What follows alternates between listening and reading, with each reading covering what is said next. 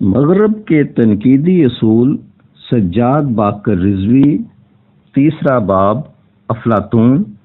آج کا موضوع فن شعر۔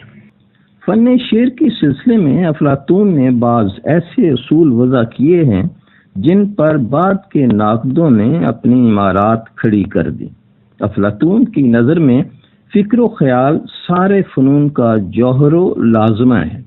فکر و خیال کی مناسبت سے ہی فنون کو آپس میں ممیز کیا جا سکتا ہے، اور اسی کے باعث طب کا فن روٹی پکانے کے فن سے، جو محض انگلیوں اور ہتھیلی کا فن ہے، مختلف ہو جاتا ہے۔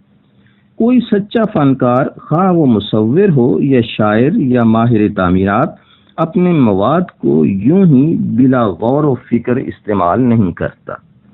اس کی ساری کوشش یہ ہوتی ہے کہ اس مواد کو ایک خاص حیت عطا کی جائے۔ اس مقصد کے پیش نظر فنی اصولوں کا علم لازمی ہے۔ افلاطون نے فن کے نظریات کی بنیاد بھی فلسفیانہ اصولوں پر رکھی ہے۔ جس طرح اچھی زندگی بسر کرنے کے لیے زندگی کو سمجھنا ضروری ہے، اسی طرح اچھا فنکار بننے کے لیے فن کا علم لازمی ہے۔ اپنے فلسفے کے ذریعے افلاطون نظم یعنی آرڈر اور ضبط یعنی ریسٹرینٹ کے فنی اصولوں کا جواز تلاش کرتا ہے۔ اس کا کہنا ہے کہ انسان نہیں بلکہ خدا ساری چیزوں کا معیار ہے، اور انسان خدائی صفات کا حامل اس وقت ہو سکتا ہے جبکہ وہ صحیح معیارات کی تقلید کرے۔ صحیح معیارات کی تقلید ہی انسانی زندگی کو منظم اور منضبط کرتی ہے۔ علاوہ ازیں افلاطون فن میں تضادات کے حل کا اصول بھی دیکھتا ہے۔ موسیقی میں طویل اور مختصر سروں کو آپس میں مدغم کر دیا جاتا ہے، یا پھر طویل اور مختصر وقفوں کو باہم ملا کر موسیقی کا آہنگ مرتب کیا جاتا ہے۔ یہ عناصر گو متضاد ہوتے ہیں لیکن موسیقی میں حل ہو جاتے ہیں۔ فن کے نظم و ضبط اور متضاد عناصر کے حل کے اصول کے علاوہ افلاطون کی تلقین یہ بھی ہے کہ فنی لوازمات کو مشق اور مطالعے کی مدد سے سیکھنا چاہیے۔ فن کے متعلق اس تیسرے اصول کی بنیاد بھی افلاطون فلسفیانہ اصولوں پر ہی رکھتا ہے۔ افلاطون کا پروٹوگورس یہ کہتا ہے کہ انسان میں خوبیاں نہ تو فطری ہوتی ہیں اور نہ اتفاقی، بلکہ وہ انہیں مطالعے اور مشق سے سیکھتا ہے۔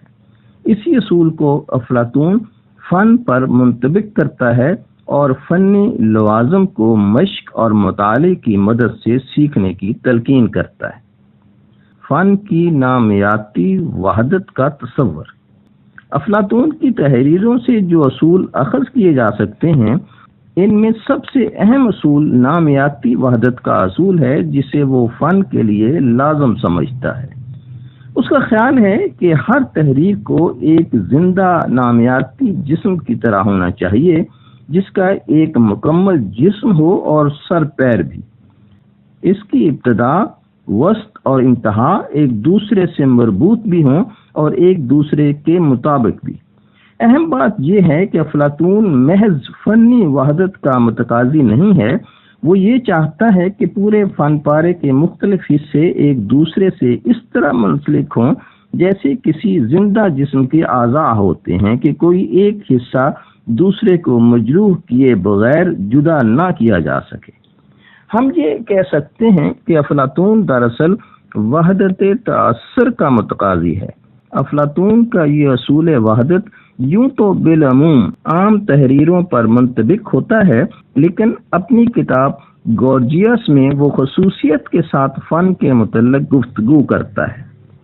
اس کا کہنا ہے کہ فنکار تمام عناصر کو منظم کرتا ہے اور ایک حصے کو دوسرے سے ہم آہنگ کرتا ہے، یہاں تک کہ اسے ایک منظم کل حاصل ہو جاتا ہے۔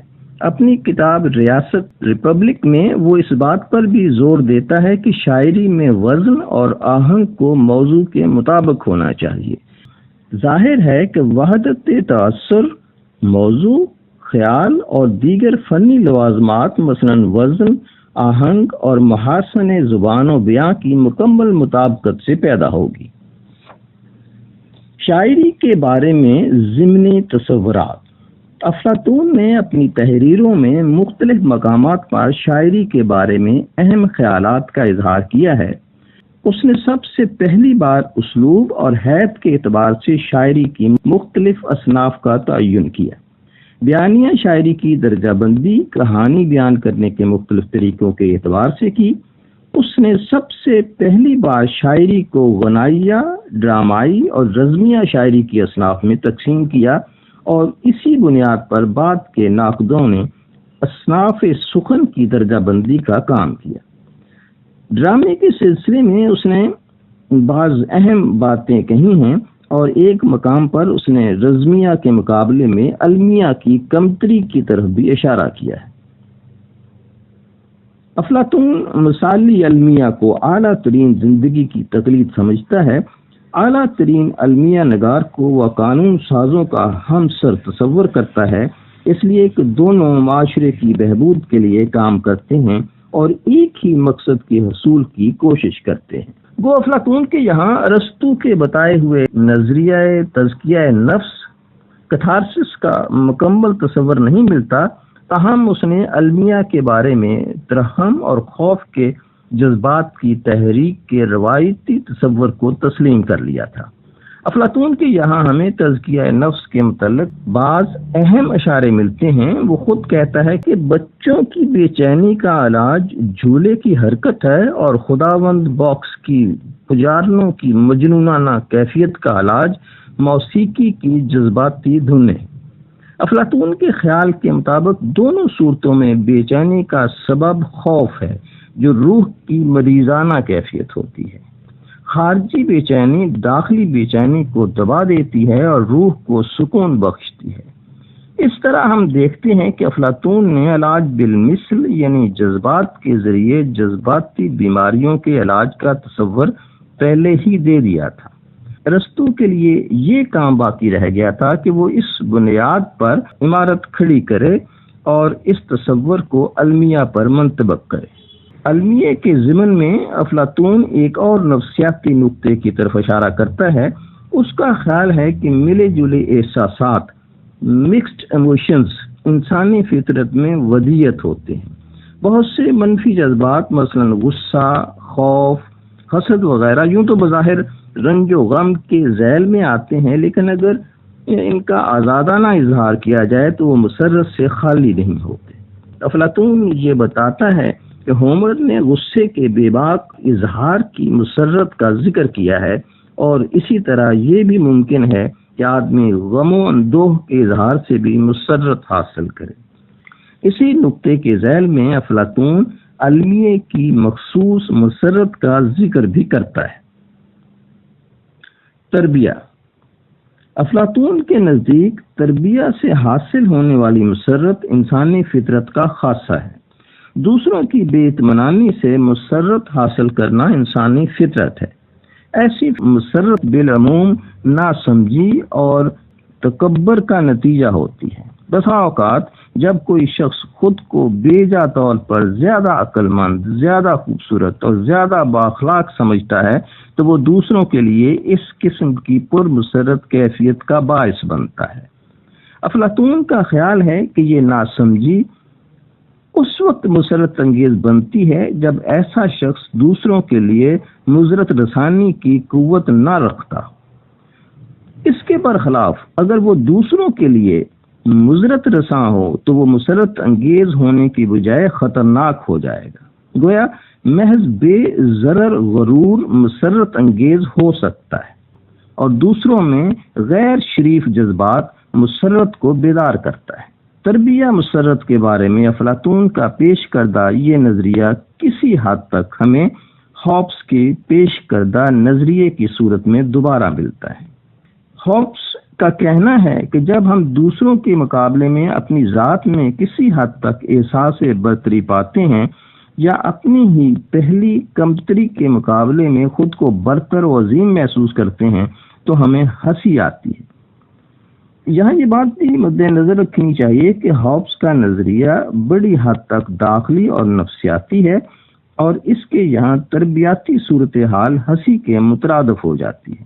اس کے برخلاف افلاطون کا نظریہ خارجی اور حقیقت پسندانہ ہے، جس میں تربیتی صورتحال خارجی دنیا میں موجود ہوتی۔ افلاطون کا خیال یہ بھی ہے کہ مضحکہ خیز صورتحال سے پیدا شدہ مسرت دراصل ملے جلے جذبات کی حامل ہوتی ہے، یعنی ایسی مسرت میں غیر شریف جذبات بھی شامل ہوتے ہیں اور ایسے جذبات بھی جو علمیاتی عناصر کے حامل ہوتے ہیں۔ المیہ کے بارے میں بھی افلاطون ملے جلے جذبات کی بات کرتا ہے۔ علاوہ ازیں افلاطون کا خیال یہ ہے کہ مضحک صورتحال بڑی حد تک دوستوں کے معائب سے پیدا ہوتی ہے، اس کے برعکس ان لوگوں کے معائب سے جنہیں ہم پسند نہیں کرتے محض نفرت کے جذبات ہی پیدا ہوتے ہیں اور کسی قسم کا احساس طرب بیدار نہیں ہوتا۔ افلاطون ذاتی طنز اور غیر فطری مزاح کے حق میں نہیں ہے، وہ محض معصوم قسم کی مضحک صورتحال کو بنظر احسن دیکھتا ہے اور تربیہ کے غلط استعمال اور بے اعتدال ہنسی کو مضرت رساں سمجھتا ہے۔ ضرورت سے زیادہ ہنسی کا رد عمل بھی شدید ہوتا ہے۔ اگر کسی شخص کی عادت دوسروں پر ہمہ وقت ہنسنے کی پڑ جائے تو وہ سنجیدہ نہیں رہ سکتا اور اسی مناسبت سے اس کی عظمت میں کمی واقع ہو جائے گی۔ سقراط بھی کہتا تھا کہ ہنسی کا استعمال اتنا ہی ہونا چاہیے جتنا کھانے میں نمک۔ اس کے باوجود افلاطون تربیہ کی افادیت کا قائل ہے، اس لیے کہ تربیہ انسانی فطرت کے تنوع کا درس دیتا ہے اور مضحک صورتحال کو پیش کر کے یہ بتاتا ہے کہ کن اعمال سے ہمیں گریز کرنا چاہیے۔ اس کا خیال ہے کہ ہم مضحک اعمال کے حوالے سے سنجیدہ اعمال کا اندازہ بھی لگا سکتے ہیں۔ یہ مضمون ابھی جاری ہے، آئندہ فن خطابت پہ بات ہوگی۔ اظہر نیاز کو اجازت دیجیے، اللہ حافظ۔